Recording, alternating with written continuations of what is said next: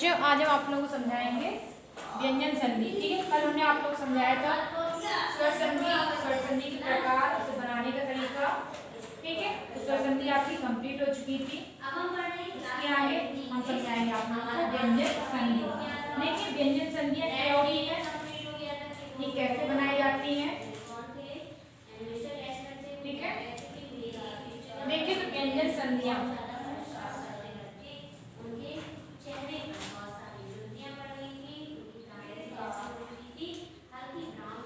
व्यंजन संधि।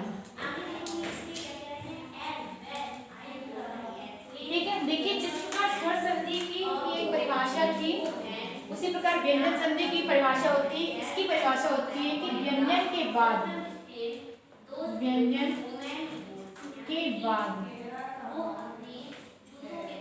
यदि कोई स्वर या व्यंजन आए तो, यदि कोई स्वर या व्यंजन आए तो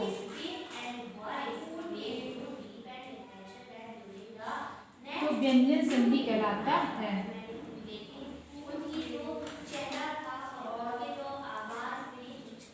संधि कहलाता है।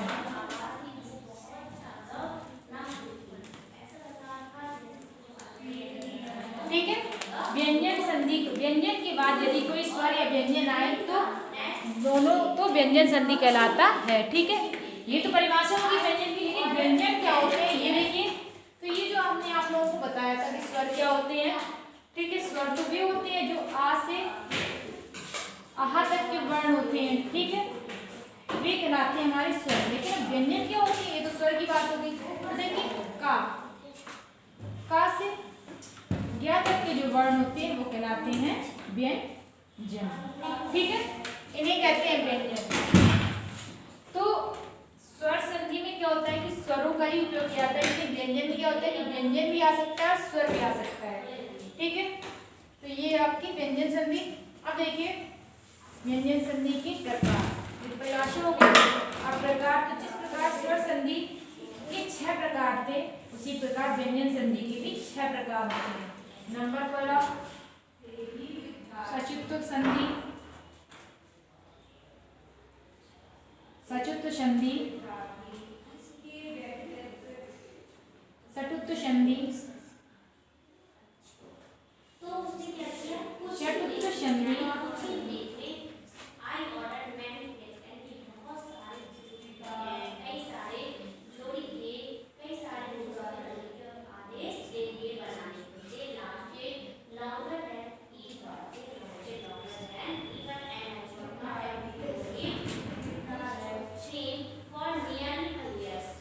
जसत्व संधि,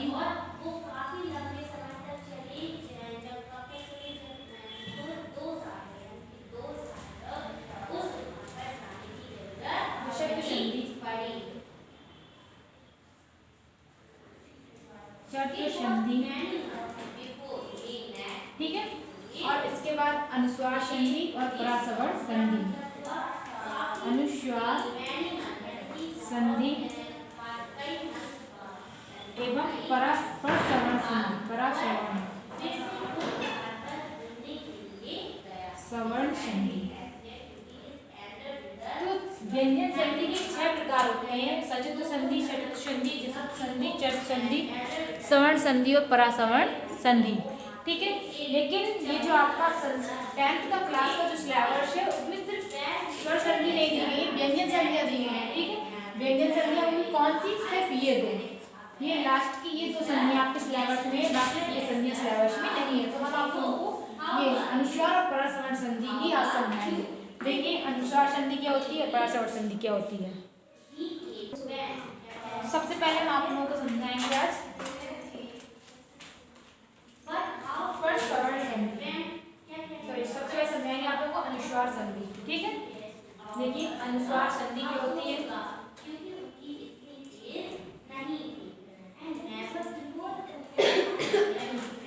अनुस्वार संधि, देखिए इसका सूत्र होता है मु अनुस्वारा, मु अनुस्वारा। अनुस्वार है, ये इसका सूत्र होता है। ठीक है, अब इसकी परिभाषा क्या होती है? तो इसकी परिभाषा होती है कि जब पद के अंत में, जब पदांत यानी कि पद के अंत में माँ के बाद, पदांत में माँ के बाद यदि कोई व्यंजन आता है, यदि कोई व्यंजन आता है, यदि कोई व्यंजन आता है तो माँ का माँ हो जाता है, माँ का माँ हो जाता है। ठीक है, ये तो थी आपकी डेफिनेशन कि जब पदांत में माँ के बाद यदि कोई व्यंजन आता है तो माँ का माँ हो जाता है। अब देखिए इसे समझिए, इसमें क्या समझाया गया है कि इसमें ये समझाया कि पदांत, देखो आप सभी को पता है कि संधि हमेशा दो पदों में बनाई जाती है। ठीक है, जैसे हमने लिख दिया हरिम, ठीक है, उसके बाद बंदे, हमने ये लिख दिया। ठीक है, उसने क्या कहा कि यदि पदांत में माँ के बाद यदि कोई व्यंजन आता है, पदांत क्या है? पद का अंत ये है, ये होता है पदांत। ठीक है, यहाँ पे क्या है? माँ, और फिर क्या है? यदि माँ के बाद यदि कोई व्यंजन आता है तो माँ के बाद क्या आ रहा है? व्यंजन ये गा आ रहा है। ठीक है, क्योंकि दो पद होते हैं, पहले पद के अंत में माँ आ रहा है, दूसरे पद के अंत में कोई व्यंजन आ रहा है, तो दोनों को जब मिलाया जाता है तो माँ का माँ हो जाता है। यानी कि ये कहेगा कि जब इन दोनों को हम मिलाएंगे तो क्या हो जाएगा? माँ का हो जाता है माँ। जैसे हरिम वन दे, इस प्रकार से माँ का अनुस्वार हो जाता है। जो डंडा के ऊपर बिंदु चढ़ाते हैं उसे हम बोलते हैं अनुस्वार। देखिए आगे, देखिए जैसे अगली संधि हम देते हैं त्वम करोषि, त्वम करोषि। तो त्वम करोषि को हम किस प्रकार करेंगे? इसे हम बनाएंगे त्वम करोषि, त्वम करोषि। ठीक है, इन शब्दों को हम जोड़ भी देते हैं और नहीं भी जोड़ते हैं, अलग अलग ही लिख देते हैं। ठीक है, जैसे अहम गच्छामि, अहम गच्छामि, अहम गच्छामि, तो अहम गच्छामि को बनाएंगे अहम गच्छामि, गच्छामि। बहुत ही सिंपल होती है ये संधियां, सिर्फ एक माँ और एक बिंदु का अर्थ होता है जिसे हमें क्लियर करना होता है। ठीक है, यदि बिंदु रखी होती है तो उसे माँ बदल देते हैं, यदि माँ लिखा होता है तो उसे बिंदु बदल देते हैं। ठीक है, जैसे रामम वंदे, रामम वंदे,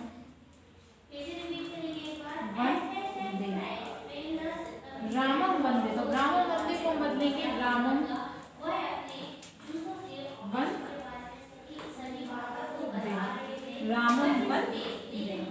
ठीक है, जैसे रामम आगच्छत, रामम आगच्छत। ठीक है, तो यहाँ पे रामम आगच्छत का रामम आगच्छत, जलम आनय,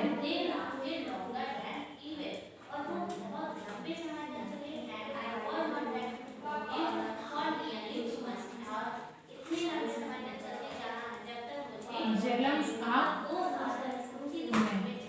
ये है संधि।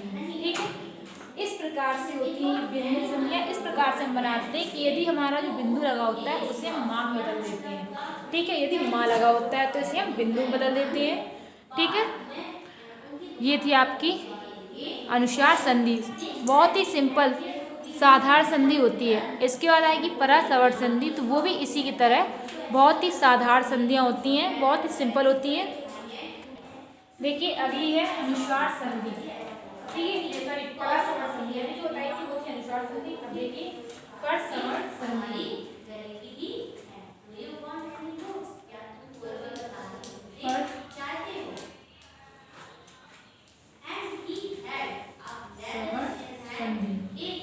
ठीक है, परसवर्त संधि को देखिए इसका सूत्र क्या होता है? अनुस्वारस्य यही परासवर्ण, अनुस्वारस्य यही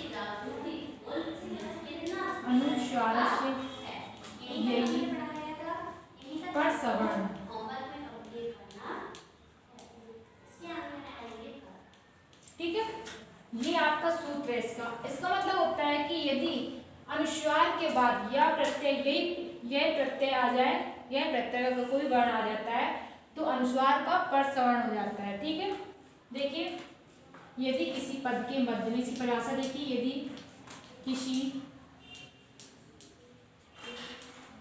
पद के मध्य में अनुस्वार के बाद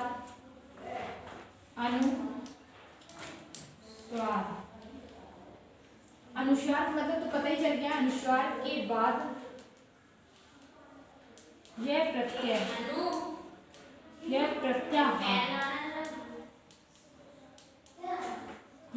के अंदर शा शा शा हा को छोड़कर कोई भी व्यंजन आए, कोई भी व्यंजन आए तो अनुस्वार तो परसवर्ण हो जाता है, परसवर्ण हो जाता है। ठीक है, ये इसकी परिभाषा है कि यदि पद के मध्य में अनुस्वार यानी कि डंडा खींच के बिंदु लगाना, जो भी हमने बताया था, अनुस्वार के बाद कोई यह प्रत्यय के अंदर इन चार शब्दों को छोड़कर कोई भी व्यंजन आ जाए, का से लेकर से ज्ञा तक का कोई भी व्यंजन आ जाए इन चारों को छोड़कर तो परसवर्ण हो जाता है। यानी कि ये होता है, इसे हम इसमें बदल सकते हैं, माँ में, ना में, इसमें। ठीक है, अपनी आवश्यकता के अनुसार इसको हम इन शब्दों में बदल सकते हैं, तो ये कहलाते हैं परसवर्ण। ठीक है, तो यही इसकी परिभाषा है कि यदि किसी पद के मध्य में अनुस्वार के बाद यह प्रत्याहार का कोई भी को छोड़ दिया, प्रत्याहार का कोई भी व्यंजन आ जाए तो परसवर्ण हो जाता है, माँ का अनुस्वार का परसवर्ण हो जाता है। देखिए इसके एग्जांपल्स, देखिए जैसे कि हम लिख देते हैं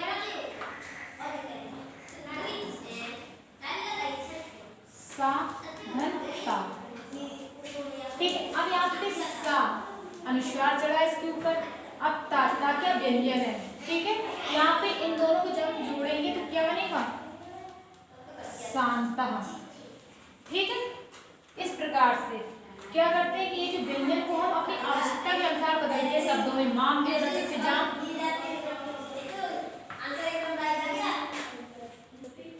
देखिए सा को हम इस बिंदु को हम आवश्यकता के अनुसार ना में बदलेंगे, माँ में, या, इंगा। ठीक है, इस प्रकार से जैसे कि हमने लिख दिया अंधन के,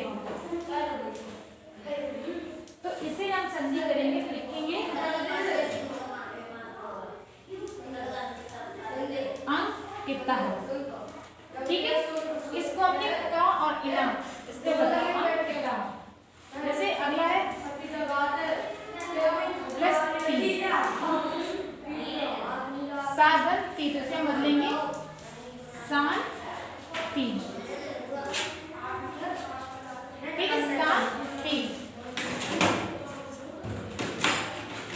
शांति। अगला है जैसे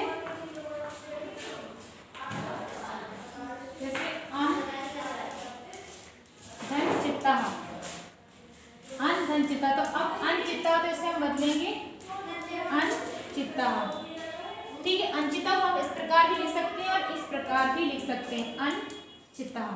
ठीक है, ये वाला यहाँ भी बना सकते हैं और वो वाला भी ना भी बना सकते हैं कि अपने आवश्यकता के अनुसार अपने शब्दों को लिखेंगे। आगे देखिए, अगला देखिए एग्जाम्पल, अगला है गुण पिता। तो इससे हम किस प्रकार बदलेंगे, इसे लिखेंगे गुण पिता। अपने आवश्यकता के अनुसार हम इसमें अपना माँ या अनुसार बदलेंगे, जैसे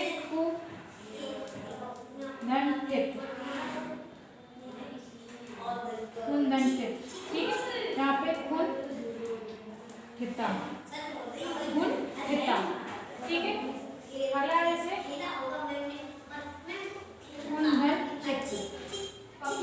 चित्ता, जैसे बदलेंगे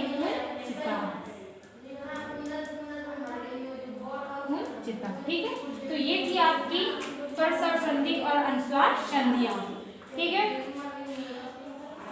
अब इसके बाद हम आप लोगों को समझाएंगे समास। ठीक है, देखिए समास।